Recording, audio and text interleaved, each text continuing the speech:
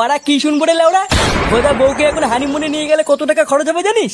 লেওড়া দিন শেষে বিড়ি খাওয়ার টাকা নেই, হানিমুনের টাকা কি পুঙা মেরে আসবে নাকি? আরে লেওরা টাকাটা দেখলে হবে? ওইখানে গেলে তো পক করতে পারবি। হ্যাঁ কান কি ছেলে সেটা ভাঙা চোদন খেয়েছিস কোনোদিন?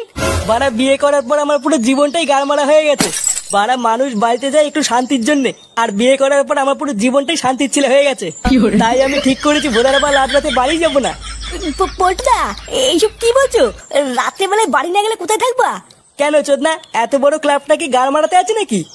আজ রাতে মালমুল খেয়ে ভোদা আমি এখানেই পড়ে থাকবো। যা বাড়া একটু মাল নিয়ে আয় তো। কি বলছিস কি বলে? হ্যাঁ মাল খাবি? এ চোদনা দাঁত খেলাচ্ছে দেখো, মনে হচ্ছে বাবার বাড়া থেকে ফেলেছে। যা ল্যাংচা, তুই কি বাংলা নিয়ে আয় গিয়ে। আচ্ছা পল্টুদা ঠিক আছে।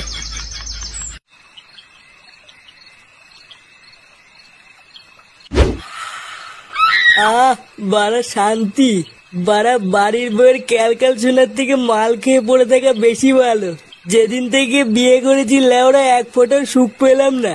কেন রে বড়া? হ্যাঁ সুখ পেলি না মানে গুপ্ত সমস্যা আছে নাকি? হ্যাঁ কি বললি শান্তির ছেলে? আমার গুপ্ত সমস্যা আছে? পল্টুদা রেগে যেও না, ফুটো মজা করছে। বাঞ্চর যদি নেশা না হতো না, এখনই আড়ালে নিয়ে গিয়ে তোকে পোজ মেরে দিতাম দেখতিস। বাড়া আজকে নেশাটা একটু বেশি হয়ে গেছে। পল্টুদা একটা জরুরি কথা আছে, তোমাকে তো